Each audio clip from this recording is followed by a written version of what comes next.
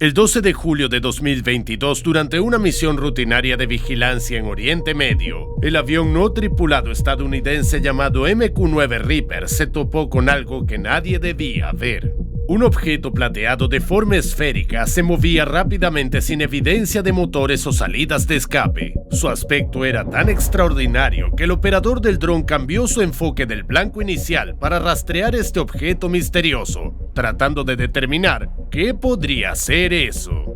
Este es simplemente uno de los recientes videos de un sitio web particular que el Departamento de Defensa de los Estados Unidos se vio obligado a revelar después de las impactantes sesiones del Congreso del 26 de julio de 2023. Esto sucedió cuando David Grush, un exagente de inteligencia, afirmó bajo juramento que el gobierno de los Estados Unidos oculta una gran cantidad de información sobre avistamientos de estos misteriosos objetos voladores. De acuerdo con Grush, el Departamento de Defensa ha poseído estos objetos durante un tiempo considerable y está intentando descifrar la impresionante tecnología alienígena a través de ingeniería inversa. Es posible que los relatos sobre ovnis que durante años se han descartado como meras ilusiones ópticas o simple fantasía tengan en realidad un fundamento verdadero. Podría ser que al final los videos de estos extraños objetos en el cielo no solo están siendo compartidos por testigos ocasionales, sino también por entidades gubernamentales como la Oficina de Aduanas y Protección Fronteriza de los Estados Unidos. Además, la NASA se ha unido oficialmente a la investigación. ¿Qué está sucediendo realmente? En este video averiguarás qué impresionantes acciones han realizado los ovnis en el cielo a lo largo de los años. ¿Quién ha logrado observar a los seres que manejan estas naves? ¿Es posible que todos nosotros tengamos la habilidad de invocar a estos platillos voladores? ¿Y qué sorprendente realidad sobre los encuentros con ovnis nos han estado escondiendo durante todos estos años? La declaración de David Grush no habría tenido tanta repercusión si no fuera por los encuentros desclasificados con ovnis en los que participaron pilotos militares de los Estados Unidos. Uno de ellos, el comandante jubilado David Fravor, participó en las mismas audiencias del Congreso. Él es un egresado de la renombrada Escuela de Pilotos de Combate de la Marina, conocida como Top Gun. Sí, la misma que se hizo famosa por las películas de Tom Cruise. En noviembre de 2004, Fravor estaba en un portaaviones de la clase Nimitz, realizando prácticas en el Océano Pacífico al mando del famoso escuadrón de ataque Black Aces. El 14 de noviembre, a una distancia de 160 kilómetros en dirección suroeste de San Diego, el clima era ideal para realizar maniobras. A pesar de todo, Fravor y su copiloto, el teniente Alex Dietrich, fueron llamados para atender una alerta auténtica. El crucero de misiles conocido como USS Princeton, que formaba parte del mismo grupo de portaaviones, contaba con un radar extremadamente avanzado, por lo que identificó algo que se asemejaba, según sus palabras, a múltiples vehículos aéreos. Varios de estos objetos hicieron un descenso desde la estratosfera hasta la superficie del mar en solo unos segundos. Luego comenzaron a moverse de manera impredecible y a cambiar de dirección instantáneamente. Esto es algo que ningún avión construido por humanos es capaz de hacer.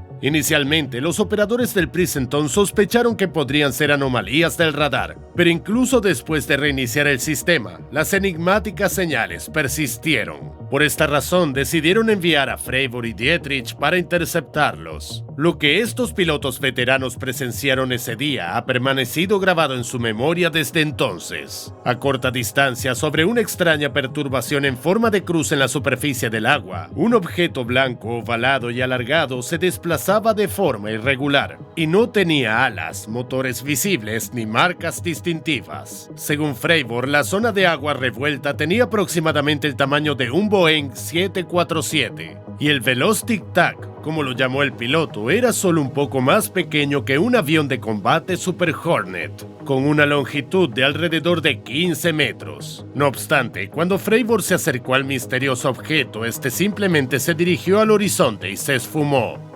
Este instante preciso fue capturado en el video desclasificado de la cámara infrarroja del avión de combate. Se puede ver cómo el objeto evade ser capturado en un instante. Aproximadamente 3 segundos más tarde, los operadores de radar del Princeton detectaron el tic-tac de Fravor a casi 100 kilómetros de distancia.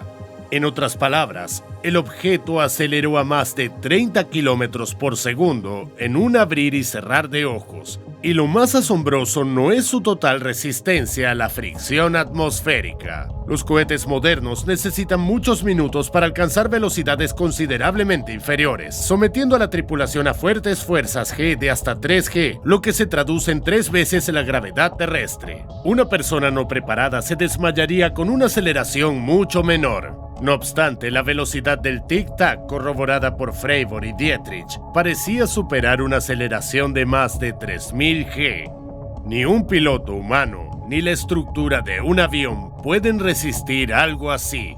David Fravor y Alex Dietrich documentaron todo lo que observaron en un informe después del vuelo, incluyendo las lecturas de los radares. A pesar de esto, la Dirección Naval simplemente archivó estos documentos. Nunca se llevó a cabo ninguna investigación del suceso. ¿Acaso fue porque en el Pentágono ya sabían lo que volaba sobre el océano?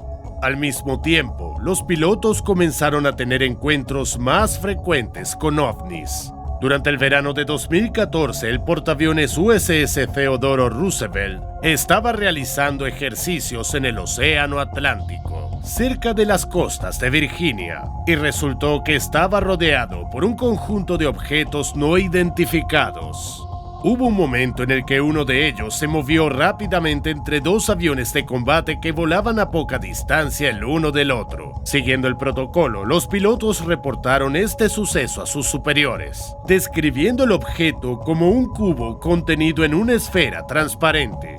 Luego, en marzo de 2015, pilotos del mismo portaaviones grabaron este video. En el video, un objeto peculiar no solo se desplaza a una velocidad asombrosa, sino que también realiza un giro. El teniente Ryan Graves, quien tuvo una conversación directa con los pilotos que fueron testigos, compartió durante las audiencias del Congreso que el comandante del grupo de portaaviones, tras ver cerca de 5 segundos del video, simplemente se retiró de la sala sin decir nada. Todos los informes de los pilotos navales sobre la observación de objetos no identificados fueron recibidos sistemáticamente con el mismo silencio. De acuerdo con Graves, durante las prácticas de entrenamiento se topaban con ovnis prácticamente todos los días. Sin embargo, debido a la falta de respuesta, los pilotos finalmente dejaron de informar sobre estos sucesos, como si se les hubiese animado a mantener la boca cerrada.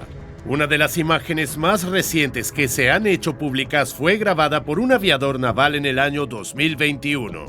¿Notaste algo interesante? En los documentos oficiales que el público puede consultar, se hace referencia a esto como fenómeno aéreo no identificado. Parece que el Pentágono está haciendo un esfuerzo considerable para evitar la utilización del término ovni. Sin embargo, ahora, gracias a las filtraciones y a los testimonios de numerosos informantes, tenemos la certeza de que hay algo misterioso surcando nuestros cielos en este preciso instante. Entonces, ¿qué lecciones podemos extraer de los encuentros ovnis más creíbles del pasado, que durante mucho tiempo fueron descartados como absurdos por el público ingenuo? Permítanme decirles que el incidente de Roswell está tan rodeado de mitos que resulta imposible analizarlo con un mínimo de objetividad. Un caso completamente distinto es el encuentro que dio lugar al término platillos voladores. Ocurrió el 24 de junio de 1947 en el estado de Washington.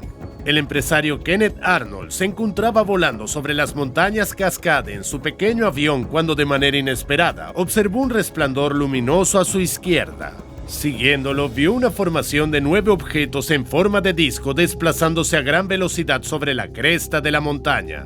Según Arnold, un piloto experimentado, volaban a una velocidad de al menos 1900 kilómetros por hora. En aquel tiempo, en el año 1947, la aeronave más veloz del planeta era el Bell X-1, que recién había superado la barrera del sonido, logrando una velocidad máxima de 1127 kilómetros por hora. Más adelante en una entrevista, Arnold conjeturó que podría haber visto accidentalmente algunos artefactos experimentales con forma de disco de la Fuerza Aérea de los Estados Unidos. No mucho después, Arnold fue convocado para una reunión en una base aérea de California.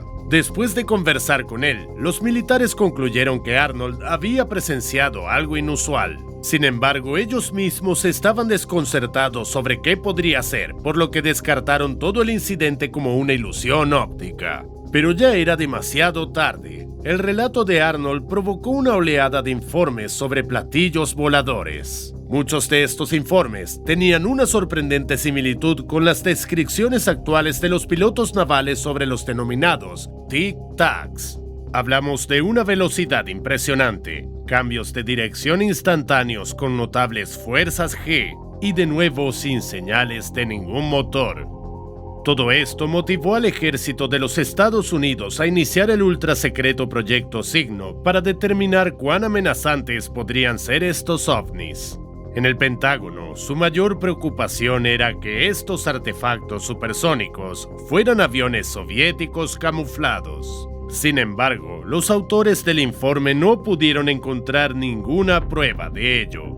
En su lugar, supusieron que los casos más desconcertantes podrían ser auténticos encuentros con naves de procedencia extraterrestre. A pesar de que los altos cargos del Pentágono desestimaron rotundamente esta conclusión y dieron por terminado el proyecto, los informes de avistamientos de ovnis continuaron llegando. El 24 de mayo de 1949, un conjunto de 5 personas no militares estaban pescando en las costas del río Rogue en Oregon. De repente, uno de ellos observó un objeto que emitía destellos y se encontraba suspendido a una altura de 1,5 kilómetros. Esta evaluación fue posible gracias a uno de los pescadores que tuvo la previsión de llevar binoculares. Los binoculares también mostraron que el objeto con forma de disco era evidentemente metálico, tenía un borde horizontal segmentado y una peculiar prominencia que recordaba vagamente a la quilla de un avión.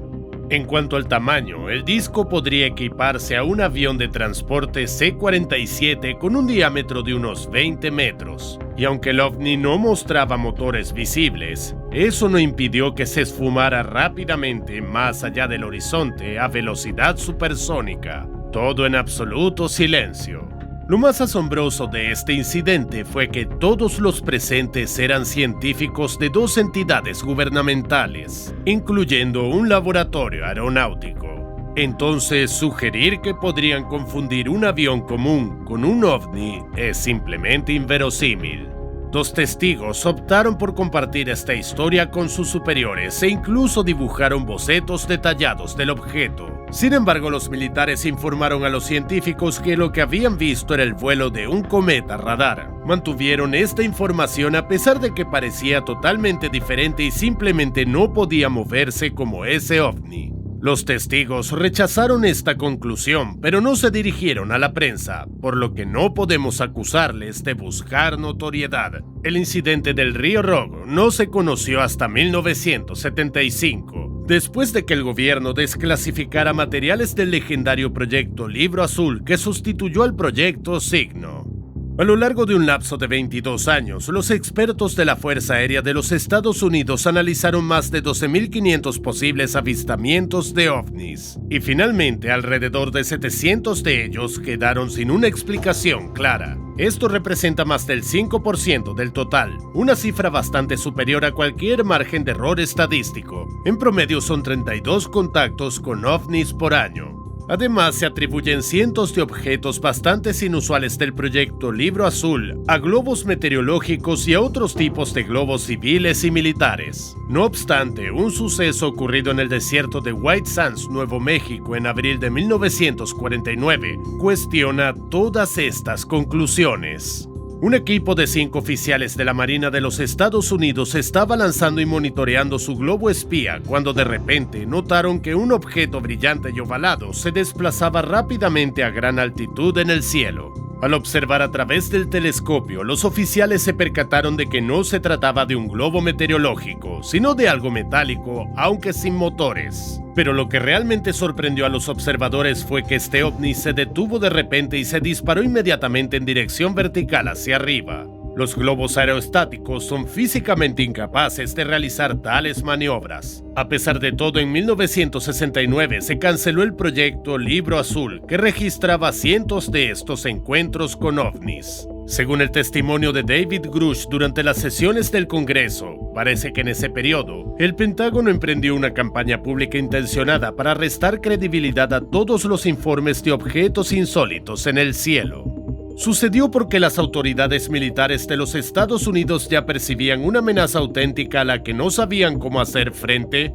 Algunos encuentros confirmados con ovnis dan la impresión de ser verdaderamente una invasión extraterrestre. Cerca de la medianoche del 19 de julio de 1952, en la torre de control del Aeropuerto Nacional de Washington, se detectó un conjunto de 7 objetos voladores que se movían hacia el sureste de la capital. Ya que se suponía que no debía haber aviones en esa área, los controladores asumieron que se trataba de un error del radar y procedieron a reiniciarlo. Pero las señales solo se multiplicaron. Además, comenzaron a realizar movimientos erráticos con virajes abruptos. Te resulta familiar, ¿verdad? Pilotos de vuelos comerciales confirmaron que veían estas esferas luminosas y agitadas en el cielo. Algunas sobrevolaron la Casa Blanca y el Capitolio a velocidades asombrosas, como en las películas de invasiones extraterrestres. La situación era tan crítica que las Fuerzas Aéreas de los Estados Unidos enviaron 2 aviones de combate Starfire, los más veloces de aquel tiempo, para interceptarlos. Pero tan pronto como los aviones se aproximaron a los ovnis, los discos simplemente se esfumaron. No obstante, los radares militares los siguieron más allá del horizonte, a velocidades que superaban los 10.000 kilómetros por hora. Tras agotar su combustible, los aviones interceptores retornaron a la base y los ovnis reaparecieron rápidamente, manteniéndose en vuelo casi hasta el amanecer. ¿No es esto acaso una exhibición de supremacía indiscutible? En cualquier caso, los ovnis establecieron claramente un contacto relevante con los pilotos. Justo una semana después, las esferas luminosas volvieron a poblar el cielo nocturno de Washington, y en esta ocasión numerosos residentes locales lo vieron. John Sanford, general de división de las Fuerzas Aéreas de los Estados Unidos, se vio obligado a emitir una declaración en representación del Pentágono 2 días después. De acuerdo con él, los inusuales ecos del radar se debían a un fenómeno atmosférico poco común en el que bolsas de aire frío se introducen en capas de aire caliente sobre la superficie terrestre, y los objetos luminosos no eran más que estrellas y meteoritos. Sin embargo, esto no podía ser verdad, puesto que tanto los radares como los pilotos detectaron los objetos al mismo tiempo en las mismas ubicaciones. ¿Acaso no fue un intento torpe del Pentágono el de esconder al público una amenaza que los propios militares aún no entendían en 1952? 12 años después, la postura del gobierno experimentó un cambio notable cuando sucedió un evento en Nuevo México que se asemejaba mucho a un aterrizaje extraterrestre. Este encuentro con un ovni es considerado el más bien documentado en la historia de las observaciones, lo que lo hace parecer particularmente inquietante. El 24 de abril de 1964, en las proximidades de la ciudad de Socorro, en Nuevo México, el oficial de policía Lonnie Zamora estaba en persecución de un conductor que excedía el límite de velocidad. De pronto, a su derecha, justo sobre el suelo, escuchó un potente estallido seguido de un resplandor de color azul anaranjado. Zamora interrumpió la persecución y se dirigió rápidamente hacia el resplandor. El oficial de policía supuso que podría ser una explosión de dinamita o el accidente de un avión. Pero cuando llegó a la cima de la colina más próxima, divisó un objeto extraño de forma ovalada a unos 150 metros de distancia, apoyado sobre 4 soportes. En el lateral de la nave, el oficial notó un enigmático símbolo rojo brillante, algo similar a una flecha dentro de un semicírculo. De pronto, Zamora divisó a 2 figuras completamente vestidas de blanco, a las que describió como adultos de pequeña estatura o niños altos. Uno de ellos se percató de la presencia del policía y pareció bastante desconcertado por su aparición. Las figuras se apresuraron a volver a su nave, y las mismas llamas de color azul anaranjado comenzaron a brotar de su parte inferior. El ovni emitía un ruido tan estridente que Zamora temió que pudiera estallar, por lo que huyó rápidamente. Sin embargo, el objeto se detuvo y se estableció un silencio absoluto. Poco después, se retiró en silencio más allá del horizonte, de la misma manera que las esferas brillantes sobre Washington en 1952 y los actuales tic-tac sobre el mar. Sin demora, Zamora convocó a su colega al lugar y juntos se encontraron numerosas plantas chamuscadas y 4 marcas distintivas en el suelo. pronto, un equipo de oficiales de las Fuerzas Aéreas de los Estados Unidos, liderado por el capitán Richard Holder, llegó al lugar y registró minuciosamente todos los descubrimientos. Esto incluía numerosas marcas extrañas que la policía había pasado por alto. Estaba claro que alguien o algo estuvo allí. Las sospechas se enfocaron rápidamente en un dispositivo experimental del cercano campo de pruebas White Sands. Simultáneamente, la NASA estaba llevando a cabo pruebas con su sonda topográfica para un aterrizaje lunar en la misma zona. Los motores de cohetes de la sonda eran muy similares a las que Zamora había descrito. La cosa era que se trataba de un dron no tripulado manejado a distancia. Además, una sonda diseñada para la gravedad reducida de la Luna no habría podido volar 150 kilómetros hasta las afueras de Socorro. Como era de esperar, los escépticos se apresuraron a sugerir que Zamora simplemente había inventado la historia y falsificado las pruebas para llamar la atención de la prensa. Sin embargo, los oficiales de la Fuerza Aérea notaron que parecía pálido y profundamente afectado por el incidente. Además, Zamora era conocido por su integridad, seriedad y humildad. Incluso después de mucho tiempo, habló con renuencia a la prensa sobre el encuentro que tuvo con el ovni. Finalmente, varias personas en el área de Socorro afirmaron haber visto la extraña nave ese mismo día. Los especialistas del proyecto Libro Azul consideraron diversas hipótesis, incluyendo la de una broma de estudiantes de química con un globo meteorológico, pero todas fueron descartadas, catalogando el suceso de Socorro como no identificado. ¿Y si se tratara de una misión de reconocimiento extraterrestre interrumpida por un testigo inesperado? De manera interesante, durante esos días, el capitán Holder, que estaba indagando el incidente de Socorro, recibió una llamada de un general del Centro de Mando del Estado Mayor Conjunto, quien lo cuestionó minuciosamente sobre el encuentro con el ovni. ¿Podría ser que el Pentágono realmente temiera una invasión? ¿O estaban intentando localizar la nave extraterrestre para potencialmente derribarla con un misil?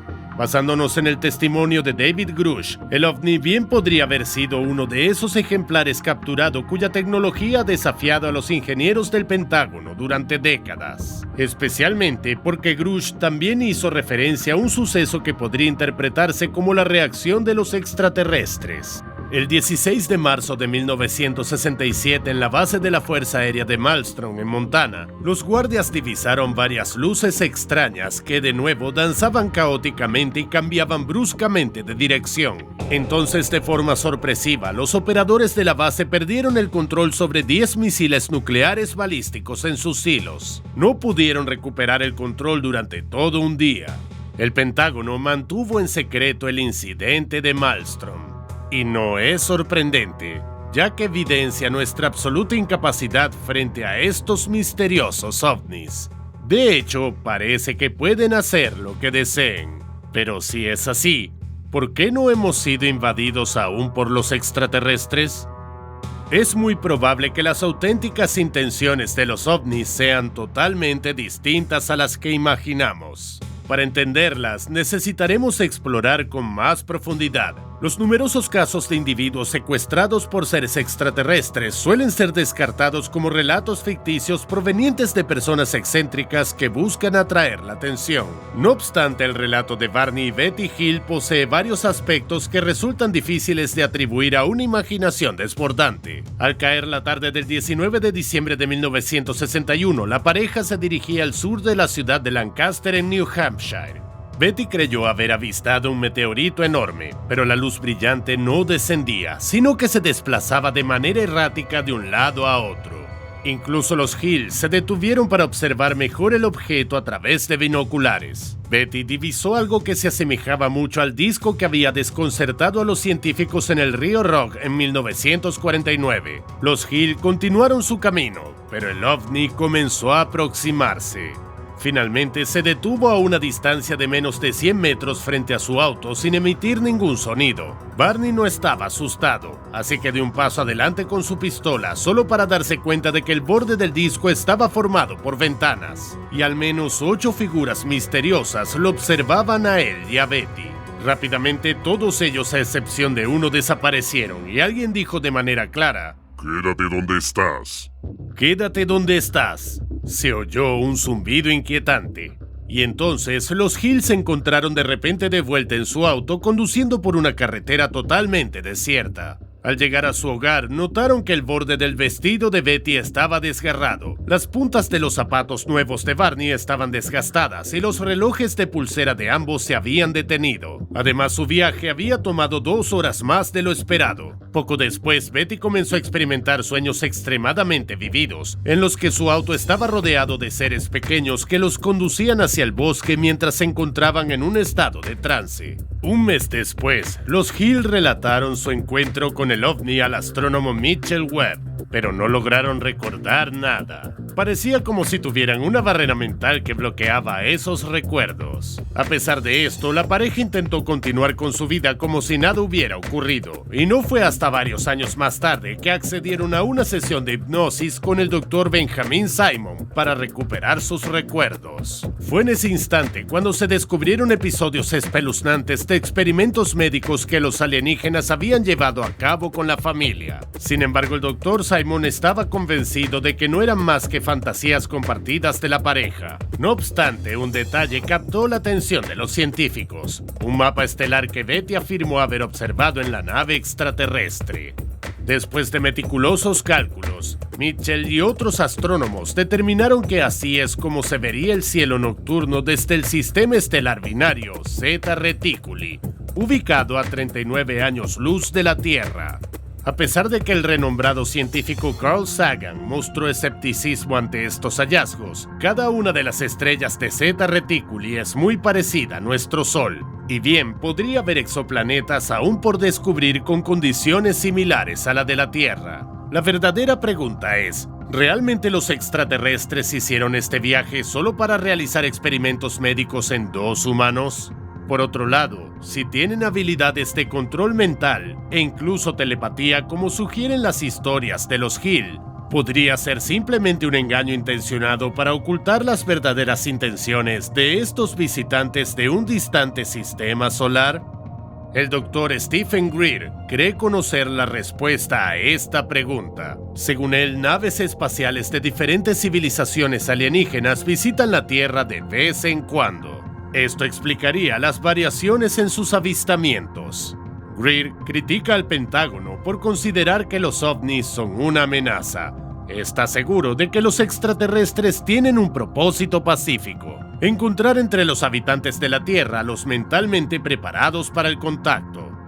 Mientras el gobierno establece comités y realiza audiencias, los ovnis en realidad están esperando una señal de nosotros. Por este motivo, Greer estableció una organización cuyo objetivo no es solo recopilar los avistamientos de ovnis, sino también hacer que vuelvan a aparecer en el cielo. El doctor y sus seguidores sostienen que a través de técnicas de meditación y telepatía, ya han establecido contacto con ovnis en decenas de ocasiones, registrando todo el proceso en video.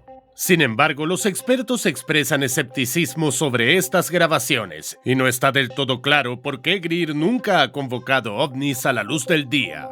Pero si asumimos que los seguidores de Greer están diciendo la verdad, ¿no evoca todo esto a una religión en la que solo los escogidos pueden interactuar con una divinidad a través de rituales específicos? Después de todo, tales enseñanzas han existido en la Tierra durante miles de años. En el libro bíblico del profeta Ezequiel, existe un pasaje fascinante que describe el encuentro del protagonista con el Señor mismo.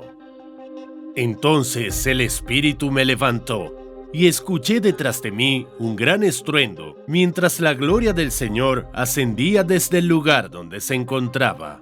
Suena peculiar, ¿no crees? El asunto es que en el texto hebreo original, la palabra gloria se pronuncia como kabod, pero ese es solo uno de sus significados. Kabod también puede interpretarse como objeto pesado. Y ahora el texto adquiere un tono completamente distinto.